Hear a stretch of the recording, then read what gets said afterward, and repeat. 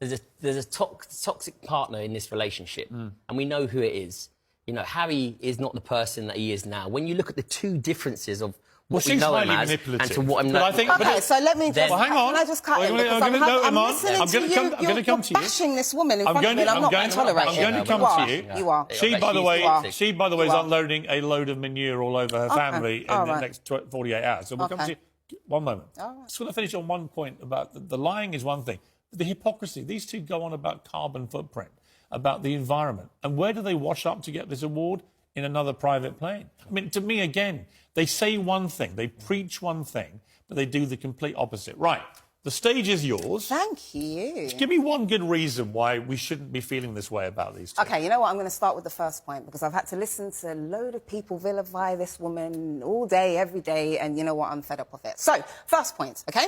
So, the commercialisation of the rift within the royal family is a byproduct, OK? A byproduct of the institution's failure to be anti-racist and cooperative, which has ultimately led to a series of savvy business deals and strategic manoeuvres on their part in order to ensure the safety and security of their family, what you both fail to understand. Secondly, institutionalised racism, when pertaining to institutionalised racism, when an individual needs help, try to seek help and realise that there is no one to turn to, what you'll often find, and you should know this as a journalist, what you often find is that person will seek solace in the media and press outlets hold on a second, hold on, in an attempt to garner support, build awareness, understanding and inspire action. And all of these typical circumstances would be perfectly OK, but for some reason it's not with this... But we don't disagree with that. We don't disagree with that. In any normal circumstances, this would be OK. But hold on a second. It's not for this particular couple. Now, hold on. Let's just bear that in mind. Well, I want to ask you one thing about what you just said. OK. Where is the evidence that she went to people at the palace and they refused to give her help?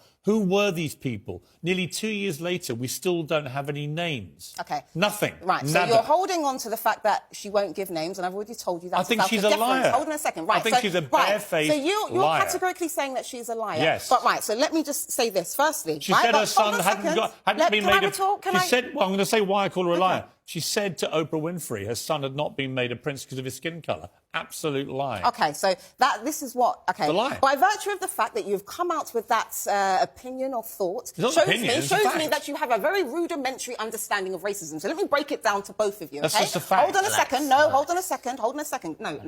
Go on, tell me about racism. The institution... OK, the reason why institutions are able to perpetuate racism is because they rely heavily on covert racism, which is hard to prove, therefore it thrives. Let me just break it down some more, because you clearly don't understand. Covert racism is racial prejudice that is subtle and discreet and often disguised and rationalised with an alternative explanation. So I'll give you an example. Hold on, I'll give you an example. I'll give you an example. I will give you an example. If I saw that openly, I would jump in and I would say, that is not right. 100%. I think any normal person What do you mean, what's not right? What's not right? Racism, full stop. It should be stamped out. Absolutely. But you don't even understand it. By virtue of the fact that you're saying that, you clearly don't understand it. I do understand. You don't understand. Absolutely I do. You clearly don't understand. Someone being judged by the colour of their skin and being... I understand one thing. So how is it perpetuated within an institution? You're telling me you understand racism. How is it perpetuated within an institution? But you're getting into the nitty-gritty of things now. Nitty-gritty? Hold on a second. You've just said you understand racism.